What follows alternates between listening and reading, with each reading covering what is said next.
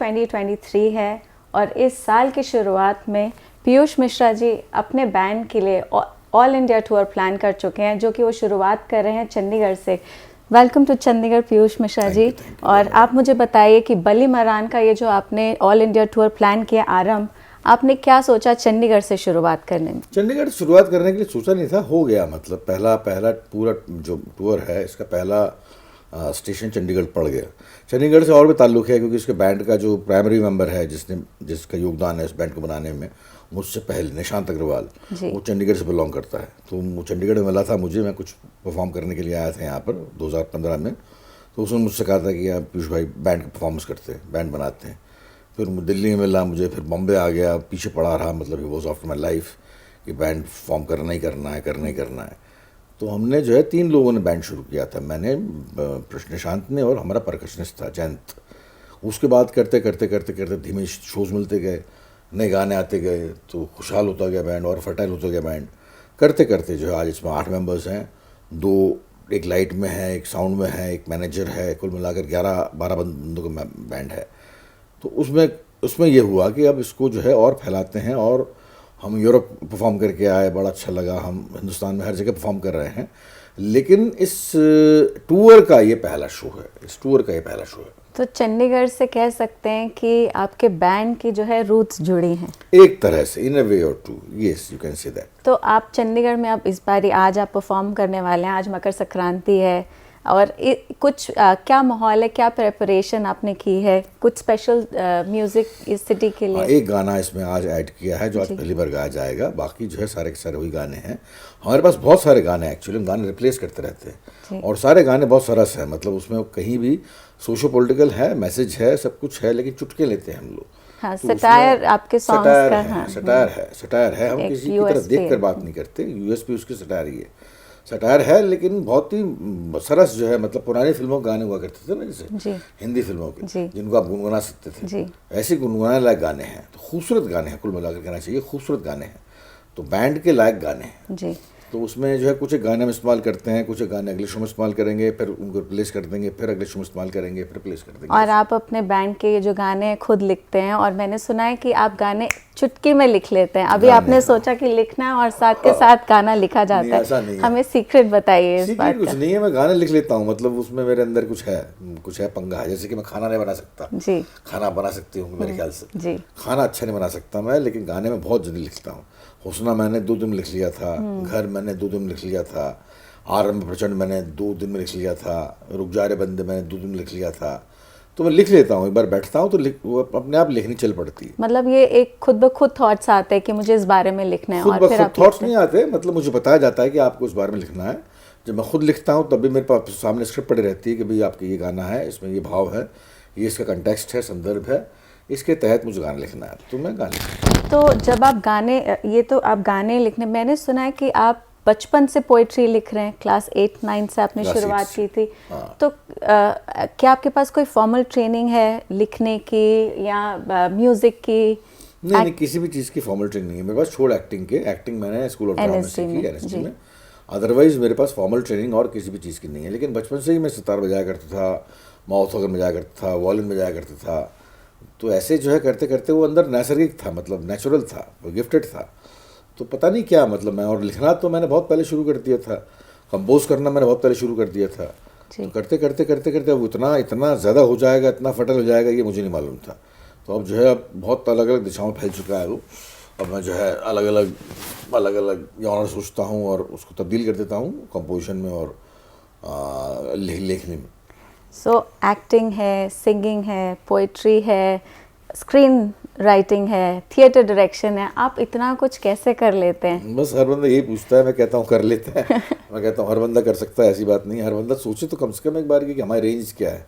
हम में से हर बंदा अपनी रेंज जानता नहीं है। हम बहुत ही संकुचित होकर बैठते हैं ज़िंदगी में। अगर हम में से हर बंदा सोचे कि हमारी रेंज कितनी ज़्यादा बड़ी है तो मुझे मालूम पड़ेगा कि बहुत बड़ी है, बहुत लंबी चौड़ी रेंज है हमारी। आपने अपनी रेंज कब डिस्कवर की? मैंने बहुत पहले डिस्कवर कर दी। मैं बहुत पहले, मैं बचपन से ही जो है मुझे माहौल नहीं मिल रहा था। मेरे परिवार में ऐसा माहौल नहीं था कि मुझे जो है प्रोत्साहित करते वो। तो इसलिए देर लग गई मुझे, वरना बहुत पहले मैं शुरू हो चुका होता, बहुत पहले शुरू हो चुका था अपने हिसाब से। पेंटिंग, स्कल्पचर वगैरह सब करते हुए मैं लेकिन उतना नहीं कर पाया था जैसे कि मुझे लगा कि अगर मुझे सही किस्म की गाइडेंस मिलती तो मैं शायद आपके 11वीं-12वीं में शुरू हो चुका होता। तो मतलब आपको बचपन में ही ये समझ में आ गई थी कि आर्ट, थिएटर यही आपकी रुचि है, यही आगे आने वाले टाइम में आपका? मुझे बहुत पहले मालूम पड़ चुका था कि यही मेरा रास्ता होगा, यही मेरा उद्देश्य होगा, यही मुझे करना है, यही मेरी मंजिल है। ये मैं बहुत पहले तय कर चुका था।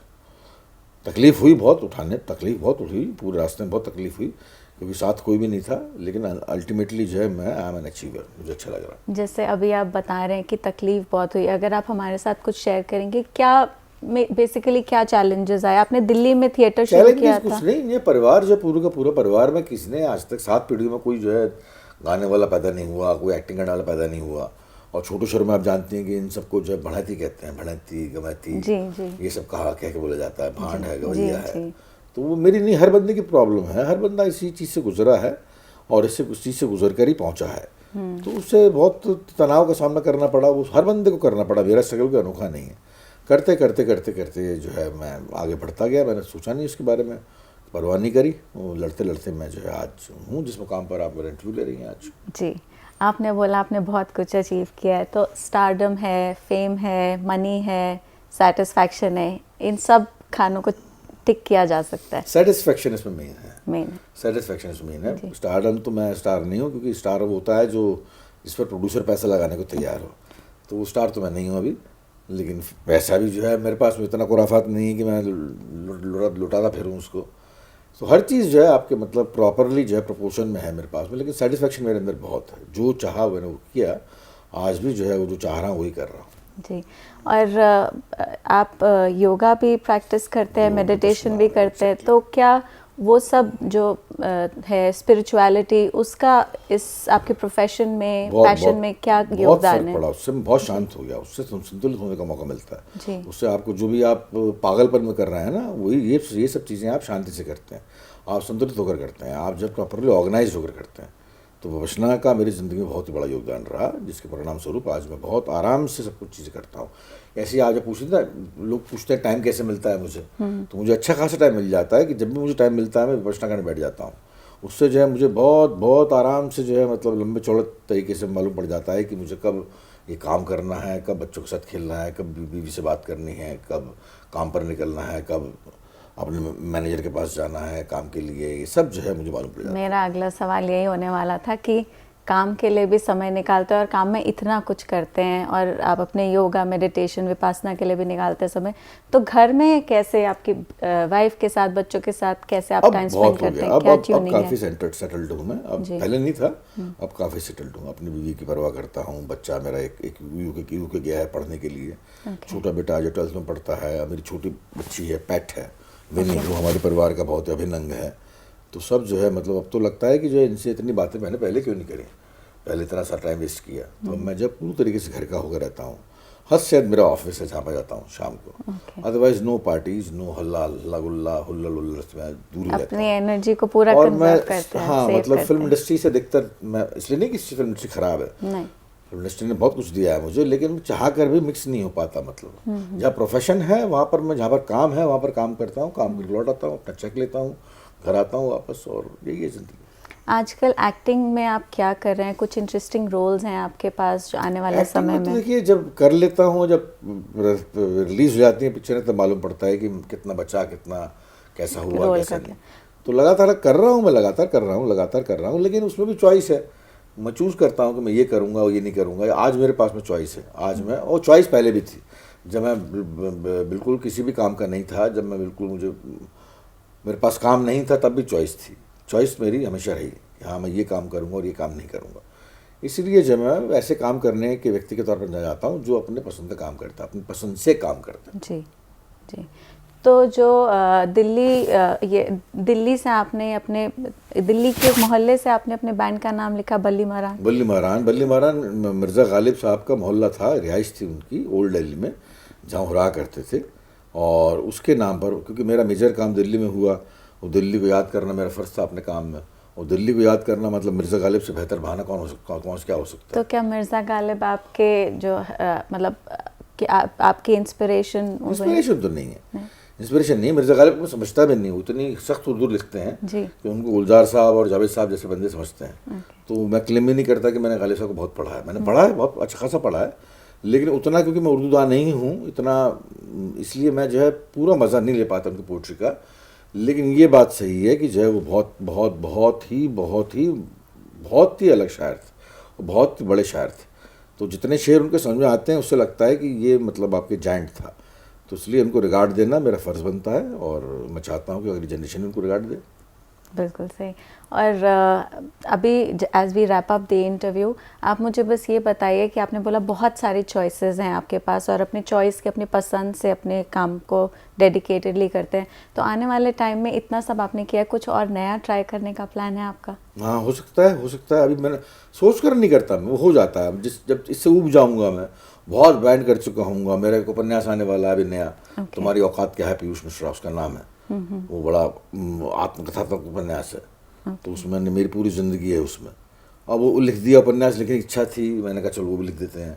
उसके बाद लगा कि बैंड बनाने की इच्छा है, बड़ा बैंड करने की इच्छा है। अभी जो है यूरोप टूर और लंदन टूर भी मेरे ख्याल से होगा हमारा। ये जब जम के कर लूँगा मैं, इसके बाद सोचूंगा अब और क्या कर सकता हूँ, या बीच में सोचूं कि मैं अब और क्या कर सकता हूँ।